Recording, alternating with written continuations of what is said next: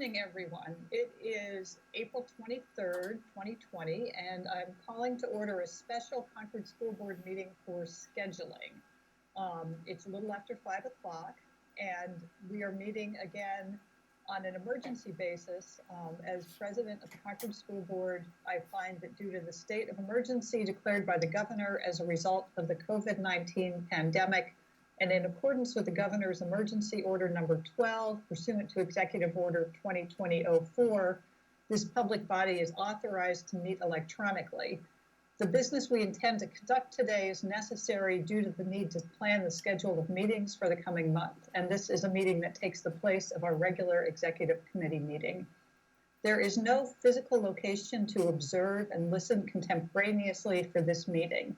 However, in accordance with the governor's emergency order, we're providing public access to this meeting by telephone with additional access via Microsoft Teams and by broadcasting the meeting on CCTV's education channel, that's Comcast Channel 6, or on YouTube, Concord NHTV. Those who wish to participate via Microsoft Teams, excuse me, can dial 925-391-1169 with a conference ID of 599-006-067#. There's also a link on the SAU 8 website to join that meeting.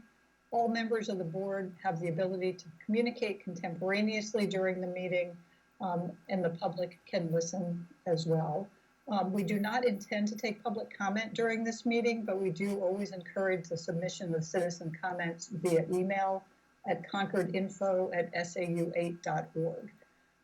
We previously gave notice to the public of how to join the meeting. That information was posted on the SAU 8 website more than 24 hours prior to the meeting, and it's highlighted on the top of the website.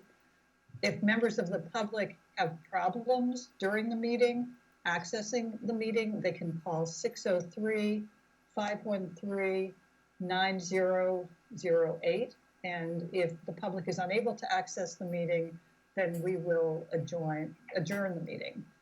So next, I want to take a roll call of what members are present. All members will be participating remotely. If we take any votes, we will do it by roll call. So when I ask the member to state their presence, please also state whether anyone is in the room with you during the meeting, as that is required under the right to know law. Please mute your microphone when not speaking and wait to be recognized. So Ms. Cannon, are you present? Yes, I am, and I am here by myself. Great, thank you, Ms. Cannon. Mr. Proto, are you present? I am, and I am by myself. Great, thank you, Mr. Proto. Mr. Crush, are you present? I am here, and I'm here by myself. Thank you. Great, thank you. Ms. Higgins, I believe, is not participating. Ms. Higgins, are you present? No. I don't believe she's able to join tonight. Mr. Parker, are you present? Okay, Mr. Parker is not present. Ms. Poinier, are you present? I'm here and I'm alone. Great, thank you, Ms. Poinier. Mr. Richards, are you present? I am here, I am alone, and I can hear everyone and the meeting. Great, thank you, Mr. Richards. Ms. Smith, are you present? So Ms. Smith is not present, and I'm Jennifer Patterson. I am present, and so we do have a quorum of the board.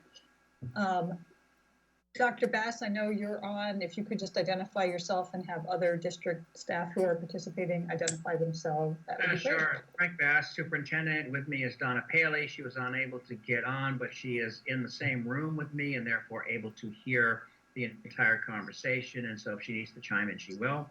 I also believe that Josh is here. Larry Prince, our Director of Human Resources, is here. And Jack Dunn, the organizer of this meeting and our business administrator, is also here. Great. Thank you, Dr. Bass. I'm here too, Matt Cashman. So Matt Cashman, I Matt, believe is here. see you there. Yep. Thank you. Okay.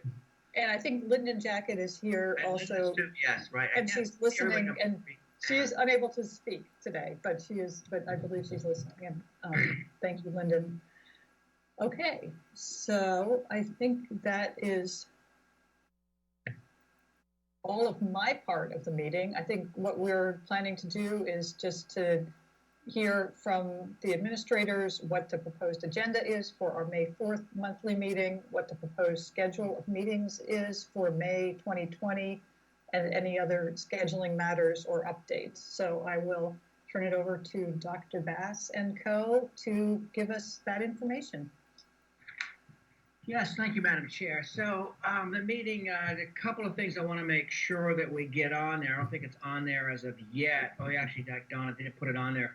So let's refresh the board's memory that we did talk to a small group of us who talked to Nate Levinson about the issue of doing a review of our special education or student services program in general, which includes Bill White autism program and special education as well. And I thought it would be a great idea for the board's edification to be able to hear what Nate Levinson has to say, and for the board to weigh in and make an assessment. Is that something that they wish to do? And if so, when do they wish to do it? My hope was that we'd hear Nate in the May 4th meeting. The board would take that under consideration, and then by the June meeting, make a decision as to whether they want to go forward with that or not. My goal, and just to be clear with everyone, my goal here was not to expend any budgetary monies towards this effort, but to use leftover monies from this year's budget to initiate that and to do the same next year. And then if the board is so willing, then make that a budget item in the February-March issue of next year going forward. But I know that Mr. Levinson was quite clear that he would really like to start this summer because he felt it was important to have a strategic team put in place that has constituencies within the district as well as his own people, so we can hit the ground running in September when school resumes. Great, thank you, Dr. Bass. And I believe, do we have a proposal from Mr. Levinson? Is that something that the board can look at? I'll make sure to send that out to all folks. Yes, I will send that out actually tomorrow. Great. And I mean, I think we would also be able to make that public. Is that true? Sure, absolutely, yes. Yep. Because I think that would be great. The rest of the meeting I think is pretty straightforward. So we have obviously our, what do you want to call it? The review of all the previous meetings and notes and minutes to make sure those are all taken care of. During the superintendent's report, I'll be talking about remote learning. Now, Jenny, you're aware of this, but only the rest of the board is. We did a show today featuring 3 entrepreneurial students from each level, elementary, middle, and high school. And where do you see the show? I mean, it's off the charts. And as I said to Donna, it wasn't about school, and it wasn't about, oh, this will look good in my resume. It wasn't about, I'm going to get a grade for this. It was purely altruistic. Just for the board's edification, we had Charlie Dustin from Beaver Meadow School. He's a 5th grader. He put together an electronic newspaper, and people went haywire over it because it was about social gathering, but social gathering in an electronic way. I mean, it was really, really neat. And if those of you want to talk to him, I'm sure he and his mom would be glad to hear from you. A lot of people have responded to the newspaper, and obviously Michelle Vance was extremely proud.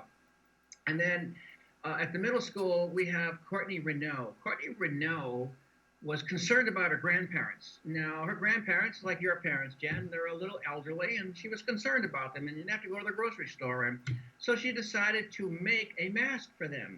Now, she knows how to sew because her father taught her how to sew. I like that one. Anyway, so she sews these masks, and then, you know, all of a sudden, it sort of takes a life of its own, and it's like, well, gee, I'd like to have a mask, too. So next thing you know, she's making masks for her schoolmates, but it goes beyond that. She's now making masks for the community, and she's making masks for relatives who are in Florida and Illinois. She's at present made 179 masks. She makes them all herself out of raw materials. And the interesting thing about this is that she started out with rubber bands, but then realized the rubber bands don't really hold well. So she designed something in place of them. I mean, again, it's just really great, and it's just so purely altruistic. So that's number 2. Number 3, I probably won't do justice to because it's beyond my ken. But we have a boy at the high school, Brennan Gurney, who is designing a computer program. It's going to be it's really hard to explain. It's a maze of different pathways and opportunities whereby a student entering the school would see what would happen if they were to go in this direction or that direction in terms of classes. He's also trying to blend in what the attitudes, what the interests, what the abilities, in a sense, would be of like-minded students as they go through the process of picking classes. I mean, it's way, way beyond what one would expect from a student his age. But again, very entrepreneurial, very creative, and I think something that all the students will be able to take benefit from. But I mean, there's a perfect example of how this remote learning has taken on a life of its own, and how the sort of necessities of other invention motif really comes into play. You're seeing students just take the ball and running with it. Now, I'm not going to end there. So what I've been hearing from talking to principals and teachers around the district, I've got at least 9 teachers that I can name off the top of my hand that are doing the same kind of creative entrepreneurial things. And so what I'm going to do is have future shows, probably 1 per week, maybe 2 per week, that are going to feature 3 creative folks from elementary, 3 creative folks from middle, and 3 creative folks from high school. But my point to the board and the community is, you would not believe what's happening with our remote learning program. It is not just simply, okay, boys and girls, here's your lesson. I want the materials back to me by next Friday. That's great. Thank you. One question on the superintendent's report. I saw on the proposed agenda, which, by the way, if board members want to look at it, it's posted on the board drive. Will we have our student representatives present? I know Yes. they weren't at our Yes. last meeting. Yes. Okay. Yes, I've been working with them. They'll be here on this time and also in June. Yeah, we'll hear from both meetings, May and June. Great. That's And let me great. just Thank you, make Donna. a quick call about that, speaking of Gavin and company, because there's, Gavin's a senior, and he'll be graduating. And so I've been having many, many conversations. Actually, the newspapers contacted me as well. What are you guys doing about graduation? I've been very, aloof in my response to the newspaper. I don't know for certain what we're going to do, but we feel terrible for the kids, and we're going to do everything in the best of our power and our ability to give the best possible graduation we can for those students. Now, mind you, we have a couple of hurdles to get past. One is the governor's order, which we have to wait and see when that's going to lift and what the conditions are. Secondary to that is, what does the commissioner say about graduations and the ability to do them? So those are all things that we're working on. So I don't know where we're going to be, but we're trying to come up with plans A, B, C, and D just in case. So once we know what the directive is from the state, it'll give us a direction in terms of what we need to go. Great. But Thank I'll let you. you know we're working on that. So, and to the degree that the board needs to weigh in on that, I mean, we don't necessarily need to, but I think that the prior governor's order expired May 3rd or something. So hopefully by the 4th, when we have this monthly meeting, we will know for sure what the governor's decided about gatherings, at least in the short term. I hope that's the case, Jetty, but I'm not so certain. I think I'm hearing rumblings that he may delay that message. It may not come out until May 18th. What we'll do in the meantime is we'll plan for, again, 3 or 4 different scenarios based on what we think might happen. So whatever the governor says, we'll have a plan. Yeah, that sounds great, because I know it means so much to the students, and we don't want to have to change our plans at the last minute if we can possibly help it. So multiple plans sounds great. Yeah, one other thing, if we are able to go outside, we have something really, really neat. Can't guarantee it's going to happen, but I'm feeling very confident, and that's to be able to have our band and our orchestra play before the graduates live, in a sense. It'll be all collated video of the entire band, so it'll look like they're all playing together in front of you. Berkeley College has done this, Boston College has done this. It's really, really neat if we can pull it off, and I think we can. Wow. Well, that is exciting, and thank you for all the work on that. Sure. Let's see. So other items that we would expect, let me look back at the agenda. Well, I mean, you've got nominations, for hire for next year. We have a couple of administrative nominations. We have a couple of, I think, teacher nominations. They're pretty pro forma in that regard. I mean, the only one that might, not raise eyebrows, but certainly you'll recognize, Kylene Chalaskis is going to be our new assistant principal at the high school, because Tom Crumrine is going back to the classroom. So that's one that you may not be aware of. And the rest are just typical nominations that we normally have this time of year. That's great. I mean, and I think, it's been challenging adapting to the new circumstance, but, we will have all of this information available ahead of the meeting. It'll be a board packet. It'll have Yes. all of the credentials. That'll all be there. So that won't be a question. And so board members and the public will be able to review it ahead of time.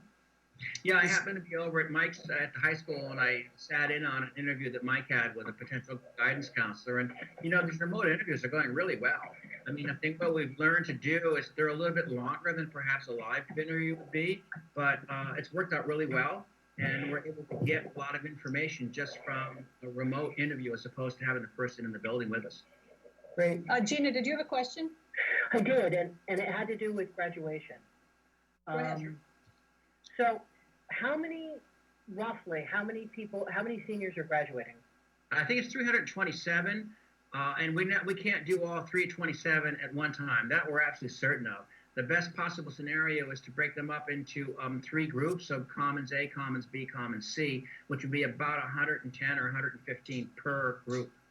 Okay, I was kind of going in a different direction. Okay, go ahead. Do we know how many are male and how many are female? Well, let me back up a sec before I ask that. In past years, young men have worn crimson and young women have worn white for the graduation. We actually stopped that a few years ago, so everyone okay. wears crimson now. Everyone wears crimson. Okay. Yep. I have some contacts with some people who are making masks, and maybe we can switch over to crimson to see whether we can make masks for the seniors. So That's a great idea. I will ask It's a our great group, idea. Yeah, and absolutely. that way, if we have some kind of ceremony, people can come and the masks will meet their, we'll match the cap and gown. So I love it. That's great, really. That sounds great, Tina. Real Thank brilliant you. idea. This is Larry. I just had a question on the, Donna, I think you spoke about Champions for Children and retiree recognitions. Are we putting that off until the fall, you think? Yeah, we are. We've pushed it off to June, and well, let's see where we are in another few weeks. We've let them know they've won this honor, but that they have to wait to be recognized. If we have to wait till the fall, we'll do something special in the fall. All right, because I would have to order the retiree recognition awards, and I would need this time now, so I can hold off. I just didn't want to order them and, too late, that's all. Well, Larry, you can still order them. It will eventually get to them, but we just don't know when it will be. All right, I'm fine with doing that. Sure. All right. I'm mean, so- Donna- Yeah, go ahead. No, I was going to say, back to these issues about remote learning and how everybody's responding. And again, it's just great. And I love Gina's idea, and it just reminded me of something else. Jack had approached me about the food drives that are going on, and the fact that, he, Donna, and others have been working tirelessly. You probably don't know this, in addition to their other duties, but on this whole food drive issue. And there's about $10,000 of donated monies that have come in to help out the food drive. This is not for the schools per se, but for the community. And so Channel 9 came up, I want to say Monday, and did a story on it, and it was just fabulous. But again, it's that altruistic sense that I think people have taken to heart with this whole remote learning thing, and trying to help out the community, especially those people that are less fortunate than us. So just want to shout out for Donna and Jack for putting that all together and making sure that it continues. That is so important. Thank you for everything that you're doing on that front. It's really critically important. Tom, did you have a question? Yes, thank you. For Dr. Bass, just going to bring you back to the Nate Levinson talk, Dr. Bass. Yes. I think I heard that we would use possibly if we decide to, use some leftover money from this year's budget to move forward with Nate Levinson if we go forward now. And then I thought I heard you say something about putting money in the budget for next year, but I'm not sure what that would be for. Can you help me understand The NATES program will run 2 or 3 years, depending on how well things go and how quickly he's able to, get to a sense of finality. And so you definitely would need to budget or use, again, you can still do the same thing and use leftover monies, but my goal was to get this thing sort of kick-started without touching the budget for this year. And then next year, come January, February, March, make a decision about whether you want to add monies into the budget to continue to pay for this or to use the same means that you did the first year. Thank you. I was not aware that it was a multi-year program. Thank you. Okay. And again, I think when Dr. Bass makes the proposal public, there's information there. I've seen that proposal, but I will confess I have not read through it. So, but I think that detail will be helpful for members and the public to look at before this meeting. Other questions? Let's look back at the agenda. So I guess another thing is the update on the superintendent search. And we did have a meeting, as all of the members know, on Monday to kind of talk through from a procedural perspective what we'll be doing. And so we'll explain that again at the March 4th meeting. Tom, is there anything, or other board members, is there anything that we want to talk about in anticipation of that, or we're pretty well set with the meeting we had on Monday? I feel like we're pretty well set. I think as soon as we know a definite date, I think those things are all posted on our website. So I think we're in good shape. But I do think, just to be clear, our understanding is that we're going to get a proposed revised schedule from Dr. Betancourt, and I think he will participate in the meeting on May 4th to kind of talk through what that schedule is in terms of the timing of making the finalist names public, and then also the opportunities for public, meeting the candidates, all of that will get presented at the May meeting. So that'll be a significant agenda item. It certainly will. Looking forward to it. Yep.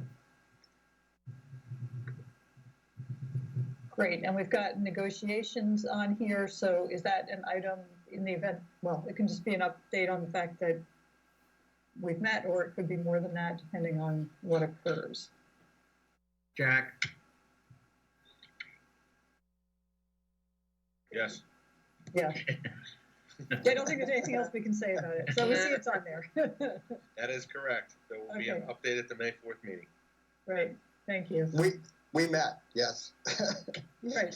That's correct. Those are the most wonderful updates to give. Yeah. Former chair of negotiations. Yeah. You get to just be inscrutable, but you still get to give an update. Thank you.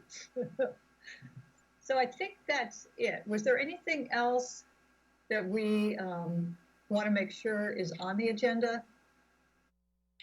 I can't think of anything. And this is pretty much the major issues. Just so folks know, Leah Willingham was over here today interviewing Karen Fisher, who is our new compliance officer. So there'll be a story coming out on her. You all approved her at the last meeting, and she is worth her weight in gold. Can't say enough good about her. It's just been great. Oh, that's wonderful. Let's see. Gina, do you have a question? So are the other committees going to be meeting? I think that moves us on to our next agenda item, which is the proposed calendar of meetings. So why don't we see what we have there? I know. Never mind. I'll go back into my little hole. Yeah, I can answer that. I think, there's not a whole lot. We've got the May meeting at May 4th, obviously. Then on May 18th, we have another executive committee meeting. And that takes care of May. And then in June, you got the board meeting and then graduation and executive committee. So we don't have a whole lot of meetings scheduled, at least at present.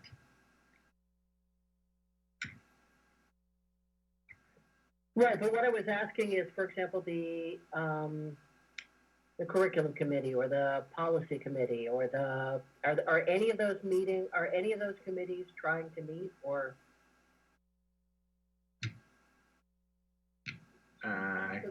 Yeah, Jenny, any thoughts on that? Oh, she must have froze. She froze. No, she's leaving now. She'll be back. Yeah, I don't have an answer. I wish I did. I think I'll just have to kind of round everybody up and say, what do you want to do? It really comes down to that. setting up the time and the inclination to have the meetings, and obviously they have to be remote. Doesn't mean we can't still have them, but I think at present, nothing has been scheduled. Sorry, I dropped off for a second, but it sounds like Dr. Bast, you were saying exactly what I would have said about committee meetings, which Yeah. we could have them. I mean, basically the standard for the emergency meetings that we're having entirely remotely is that there has to really be a need for us to conduct that business. And so I guess that's the question is, are there any other committees that have urgent business that we need to do that can't wait until after the emergency? Right, and that was my question. Yeah. Do you think, if you think, I mean, communications is one that, you know, we have had some significant business that we wanted to get done. We certainly had planned on meeting and looking back at some policies. We were planning on having, you know, the students involved and doing, you know, circling back in kind of the same way that we had done with the student staff relations policy. I don't know the degree to which that is possible under the present circumstance. So I guess I would look to Donna to see if you think that it would be of value for us to schedule a meeting in May of communications and policy while school is still technically in session, or is it really just too difficult to get that type of input given the current remote situation? I met with the students last week and we were talking about this very issue. I wanted to know if they thought there might be something they could do while the students are remote. I think we all agreed that it's really not a great time or an optimal time to do that work, to really get the students' voices captured. And they were really suggesting that we wait till the fall. It's hard to imagine this kind of fitting into that emergency situation. And so I think it would be, my suggestion would be it would be best to wait. Yeah. I mean, that makes sense to me. I think we want to follow the students' lead, number one. Number two, if we can't get their input, we certainly don't want to go forward without their input. And number three, if people aren't meeting in person, then I think it obviates or lessens the need for some of these policies. Obviously not all of them, but you know, we don't want to overload people during a really difficult time with something that people don't have the bandwidth to focus on. Right. On the plus side, the students have gotten involved with a survey about remote learning, and they're going to, I don't know if they'll be ready on the meeting on the floor at the beginning of May, but they might be ready to talk about that. So. Well, it would be wonderful. I'm really excited that the student reps are going to be able to join us again because they have been just wonderful. They have added so much this year. They've done a great job, and I would hate to have them just fade away because I'd love to recognize their contributions. Yeah, they're excited to be back. Great. One other thing I want to mention, the commissioner holds meetings sometimes twice a week, and he has been doing so for some time. Trying to update, you know, all the superintendents with what's going on around the state and where things are at. Matt Cashman has been the single point of contact for all of those meetings, and he's done an absolutely terrific job. So Don and I and Jack and everybody else, we get the notes. We know exactly where the commissioner stands on a variety of issues. I may have mentioned this to some of you before, but he actually gave a shout out to the Concord School District at one of the last meetings, saying that we are ahead of the curve significantly. And he was very proud of the efforts that, you know, Concord folks had made. So I think that speaks volumes to our teachers and our students and parents who have helped, you know, put all this together. So and also I want to make sure folks know that Matt has just done yeoman's work in making sure that we get that information promptly and we're able to respond to it in an appropriate manner. Wow, thank you, Matt. And I didn't know that, so I really appreciate it. Thank you. Gina, did you have a question? Oh, no, I just wanted to make sure that with the other committees and stuff, it's one of the many balls I don't want to see drop.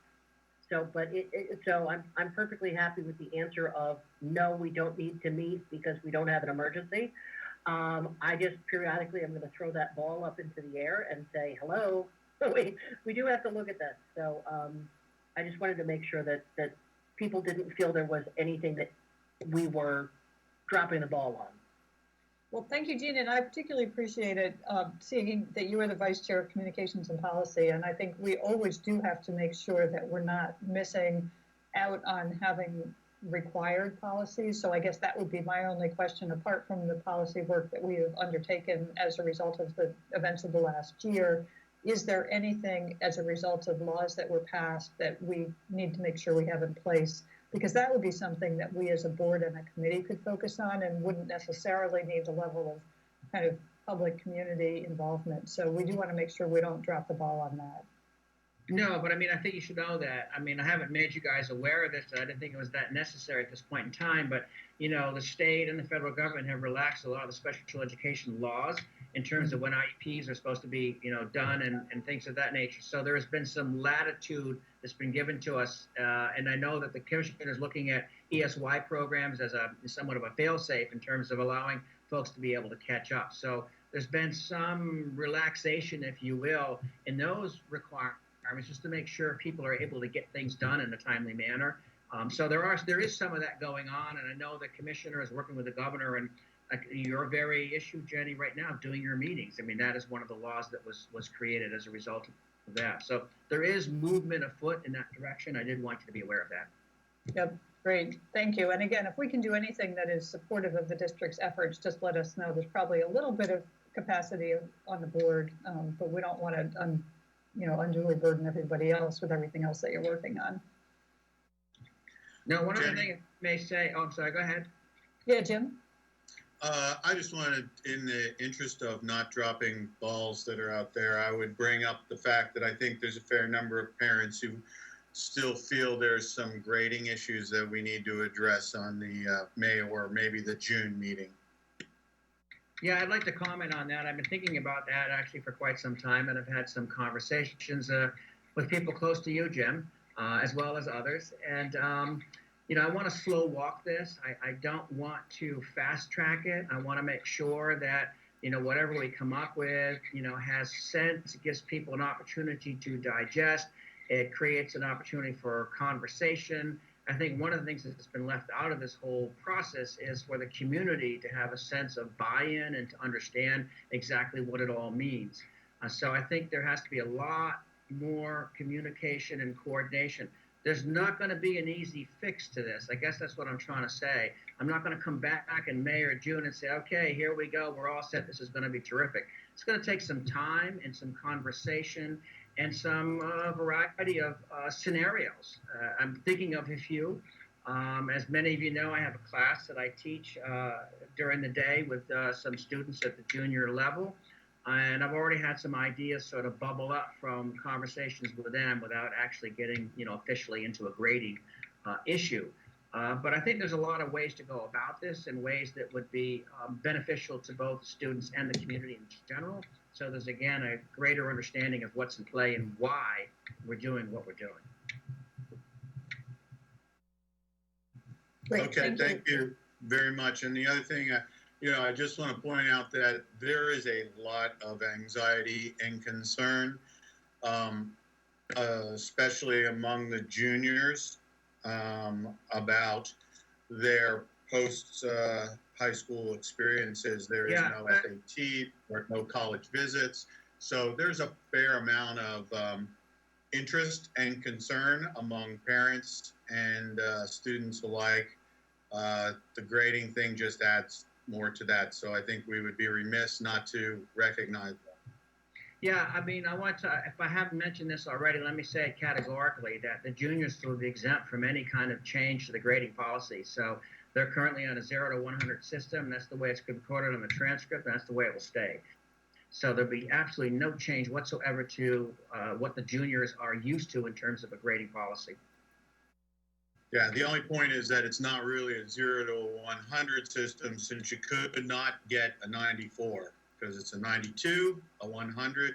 So there's still some concern out there among parents and students. And I think there's probably just for more communication we can do with regards to that. I think we'd be wise to do it. Yeah, I'm tempted to jump in here with both feet, but I have to be careful. I mean, there's a way around this, and I just don't know if it's going to create more problems than it's going to solve. But I mean, I clearly see a very easy way to do this that would actually create a change for the juniors going into next year. And I don't know if they'd want to do that, but I may use the class that I have, which are all juniors, sort of as guinea pigs, and say, listen, I've been thinking about this, and I've been tinkering with some ideas. How would you guys respond if we were to go this way? And it affected you, and this would be on your transcript, and this is the way your year would end next year. So I might just do that, Jim, just to get a sense about where they're at, because I see your point. And obviously I want to make the juniors feel as comfortable as possible, and I think you're right. that with all the stuff that's going on so far, this just compounds their sense of anxiety. Now, I appreciate the continued communication and the willingness to reach out to parents as well. So I think we're on the right track. Thank you. Yep. So we do seem to be kind of going through the committees, which I think is a little bit of a useful exercise. I think the grading issues are instructional. Maybe we should just make sure there are no issues bubbling up that we should be aware of that we might want to think about meeting. I don't know if there's any other instructional issues that would necessitate a meeting. I mean, Barb's the chair, that she's not on. Okay. City community, I know we worked very closely with the city when we first made our decisions around, temporarily moving to remote learning. Is there anything that we as a board can or should be doing in that regard? Well, I mean, Jack can speak to this better than I can, but we have met with Thomas Bell from the city side. We coordinated with him. I know Matt's been in touch with the city on a variety of issues. So we're maintaining communication. I mean, they're basically sort of tipping their hat to us and saying, go ahead and lead the charge and let us know how we can help you out. And that's the way I'm kind of reading it. And we've been very supportive and helpful to them in terms of, materials they're looking for, or ways in which we can, help them get information out. Matt, if you want to add to that. I think on the city side, in my conversations, which I have about almost once a week, is going to be the tax collection and how that does it. We are one of 4 communities that collect taxes quarterly. So 331 was the last tax bill, and then that was almost on par. They're going to see what happens June 30th, but the real indicator will be the September bill and what that looks like. And you probably see nationally, more and more people are deferring or requesting waivers from mortgage payments at this time. Obviously, if you have it escrowed, that also is going to impact it. So we're just going to continue to keep a pulse on it on both sides of it. But I have felt that it is a little bit more significant than 10 years ago at this point right now. Yeah, We're no, keeping good a pulse point. on it. And I think Tom wanted to speak to finance, which I think dovetails with this. Yeah, Go ahead. Liza, if I could just pop. Yeah, sure, go ahead, Liza.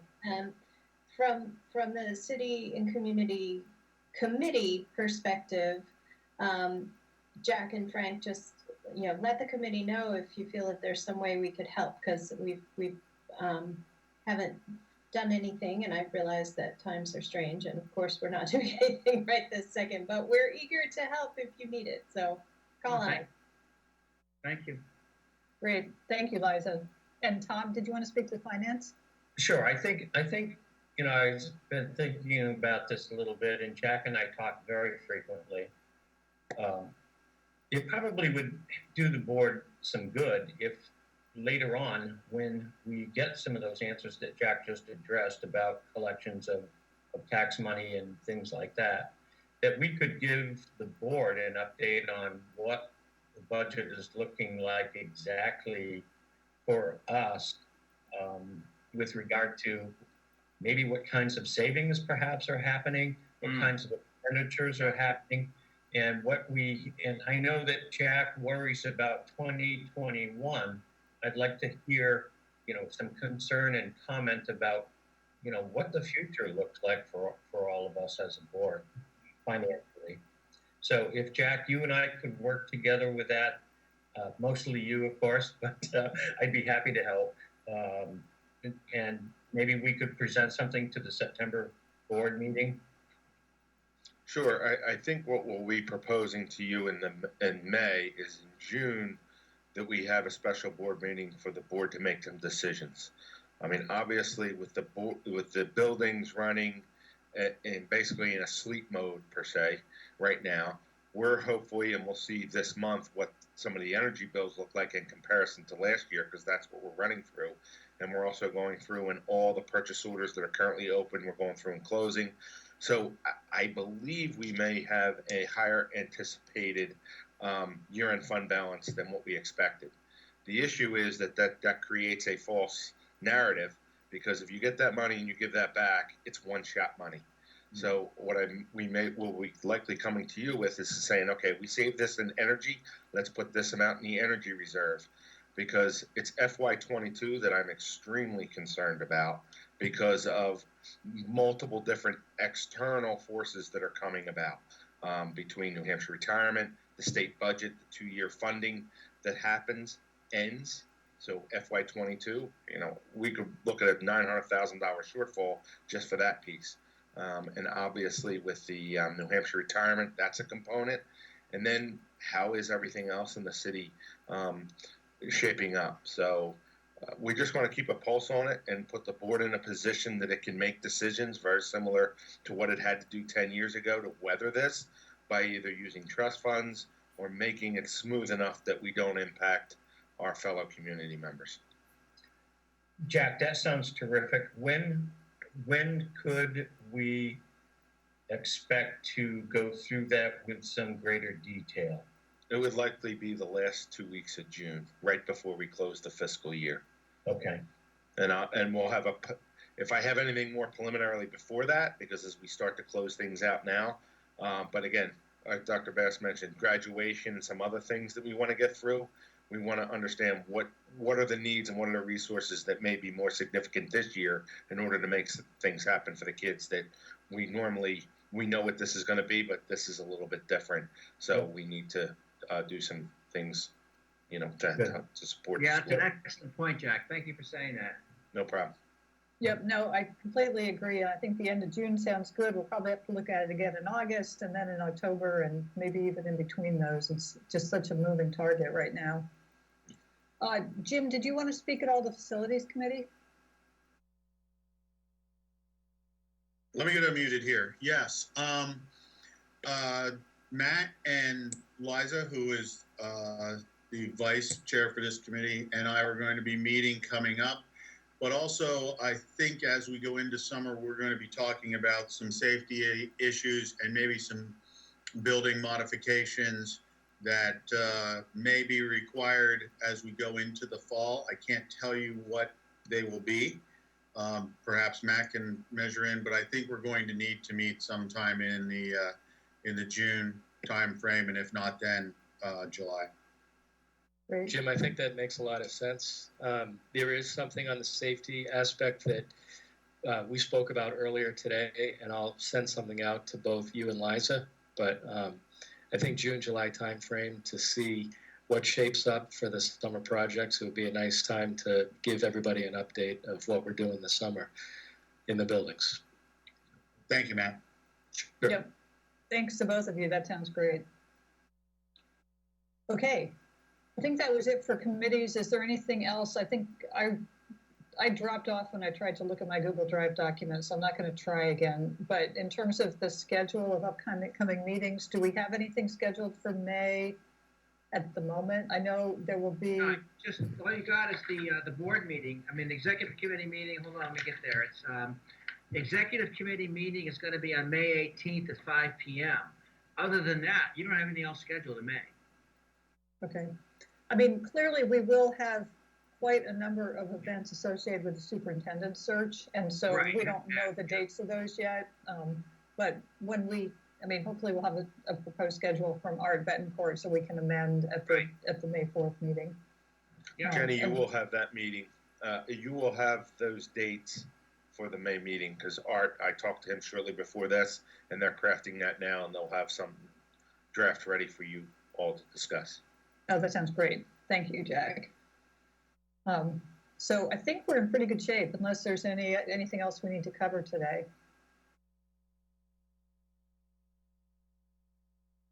All right.